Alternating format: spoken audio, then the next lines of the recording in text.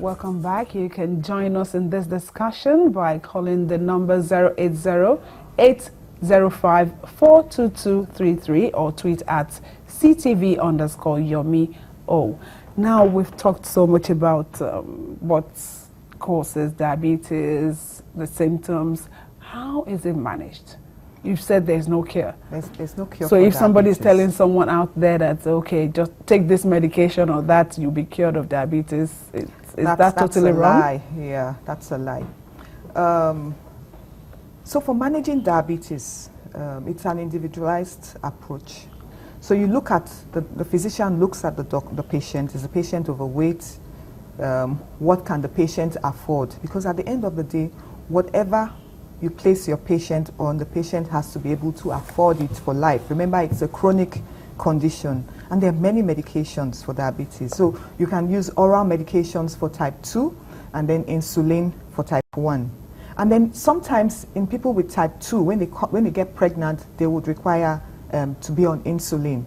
People with type 2 going for surgery or who have complications like a heart attack or pneumonia also would need to have some insulin. And then when type 2 diabetes is not being well controlled on tablets, the individual would need some top-up insulin. Having said that, diabetes doesn't work alone. Diabetes works with hypertension and raised cholesterol. We say they are Taye, Kende, and Idowu. So when you see diabetes, you need to look out for the other two, because 50 to 80% of deaths in diabetes will be caused by cardiovascular problems. I mean stroke, heart attack, amputations, etc. So we need to look for all these things and we need to put them under control. You must be controlled to target. Your blood sugar must be below a certain limit, your cholesterol below a certain limit, your blood pressure will be below a certain limit. So make sure you don't come down with we have a caller. Let's be joined by this caller. Hello. Hello. Thank you for joining us. Please go ahead with your question or comment. My question is, the diabetes have a cure. Can we cure it? Sorry? Hello? Yes, I can hear you well now. Hello? Please go ahead. Uh-oh, I think Ikechukwu is not there again. But I guess he was asking, can it be cured? Yeah, I think that was what he was asking. Like we said before, diabetes for now has no cure. There's a lot of research going on. There are different bodies, the Juvenile Diabetes Research Fund and all that are working aggressively to get a cure for diabetes. But as it is now, there is no cure. They have, some scientists have created artificial pancreas and all that for type 1 diabetes. But having said that, there is a surgical procedure we have right now for people who have morbid obesity, severe obesity. Those groups of people who are obese, very, very much so, who come down with diabetes, by the time they have this gastric bypass surgery, some of them get cured of their diabetes. Okay, but how much of that do we have in Nigeria? No. I think one center does that in Nigeria. Okay, now let's talk more about this management and, where possible, prevention. Okay, let's go to primary prevention. We still need... No, let's stay more on the management, because you've said that diabetes management should be individualized. Individualized, So, yes. If somebody is having diabetes, man A, for instance, he can't offer the same advice that the doctor has given him to man B. Yeah. Take, for instance, man A is a security guard that has been diagnosed with diabetes. He will still have his oral medications, but we'll go for the first generation, your typical sulfonylureas and the biguanides. For them, they are less expensive.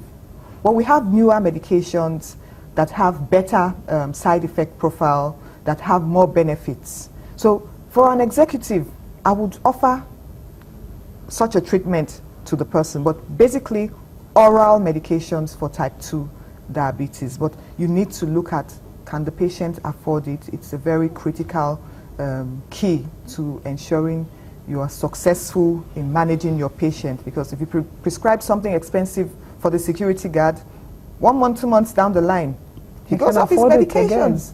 And then he comes down with complications. Okay. And the whole family suffers. Okay, what about diet management? Because some people have said, oh, don't banish people with diabetes from eating this, or they'll be condemned to eating that. Just eat a little and then you'll be fine. Will that work for everybody? Diet has gone a long way in diabetes management. Now, we don't say don't eat this, don't eat this. We talk about portion sizes. We say for the size of carbohydrate, your eba, your fufu, your plantain. Plantain is carbohydrate, by the way. Beans is carbohydrate. Beans has both carbohydrate and protein. So for the carbohydrate portion for a meal, generally not more than the size of your fist. And then for your protein in your plate of food, not more than the size of your palm. And then for your plate, lots of vegetables. So half of your plate vegetables, quarter carbohydrate, quarter protein. That's a general guide. But we adjust based on the individual. And it's important for you to know about the different meals, for you to know about their carbohydrate content. You can go online. Now, Google is your friend. If you like eating corn, you like eating moi moi or whatever it is, you can actually go online and get the carbohydrate portion. For a meal, we say not more than 45 to 60 grams of carbohydrate for a meal. And for a snack, we say between 15 to 30 grams of carbohydrate for a snack. So for instance, you like eating corn and you have diabetes. So for a snack, you know you are entitled to 15 to 30 grams of carbohydrate. So a regular size of corn will give you about, corn on the cob will give you about 30 grams of carbohydrate. So you know you can it's about moderation. It's about moderation. Let's be joined by this caller. Hello? Hello? Hello? Thank you for joining us. Could you turn down the volume of your TV set, please? Hello? Hello? Hello? You need to turn down the volume of your TV set so that you can hear us properly. Hello? Can you hear me now? Yes, we can. Yeah. My question is that I'm hearing that diabetes has no cure. It's already down. It's already down. Hello? Hello, Stephen? Yes, I'm hearing that diabetes has no cure. Yeah. Hello? We can hear you. Please go ahead, Stephen. Hello? I'm hearing that diabetes has no cure. Yes, that's what she said. Hello? Okay, I think he just wants to confirm if indeed diabetes has no cure. Mr. Stephen, diabetes is a chronic condition. It's something, if you're diagnosed with it, you have to live with it for life, basically. But for people who are morbidly obese, there's a surgical procedure called gastrectomy or gastric bypass, which they do, especially in places like America, sometimes in India, that would reduce the size of the tummy for those patients. It's a management for obesity. Those type of patients, some of them have their diabetes reversed with the surgery. Okay. When they lose weight drastically from the procedure. Okay. Remember the risk factors: obesity, sedentary lifestyle, poor diet. Yeah. Now, let's talk a bit about the diet, because some people will tell you, I take a lot of sugar and I don't have diabetes. So all this talk about sugar, don't take too much sugar and all of that. Well, my comment to that is the person, whosoever is saying that, is walking on a tight rope, because you can, I'm sure you know elasticity, the rule of elasticity. You continue to pull, and then after some time, it loses its elastic ability. So eating the wrong stuff is a known cause risk factor for diabetes. So if you are binging on sugary foods, binging on sugary drinks, pastry, fries, all the wrong stuff, and you're not exercising, it's just a matter of time. Remember, we said the peak age, the people who are attacked in socioeconomic, in low socioeconomic nations like ours, are the people in the workforce in their 30s to their early 60s. Whereas in developed countries that are getting a hand on diabetes, the people that are affected are the retirees, the people who have stopped working. So just imagine an epidemic of diabetes is an epidemic of diabetes complications. So you have the workforce in the office, they're not at work, they have complications, probably a foot ulcer, probably a stroke, probably a heart attack. What happens? He's admitted. What happens to the income? It drops. He's a breadwinner of the family. So it's very important to try as much as possible to prevent, especially type 2 diabetes. Yes. And in type 1 that perhaps you really don't have any hand or grasp over, you make sure that you manage it. How important is managing diabetes in terms of, complications that could arise? Very, very important. If you don't manage your diabetes, then you're looking for trouble. And there is a Yoruba saying that a disorder that doesn't hurt you, doesn't give you pain, doesn't cause bleeding, is not a serious disorder. But that's, in diabetes, that's not applicable. It's not applicable because it's called a silent killer. Yes, you're not feeling pain. Yes, you're eating, in fact, you're eating more than usual.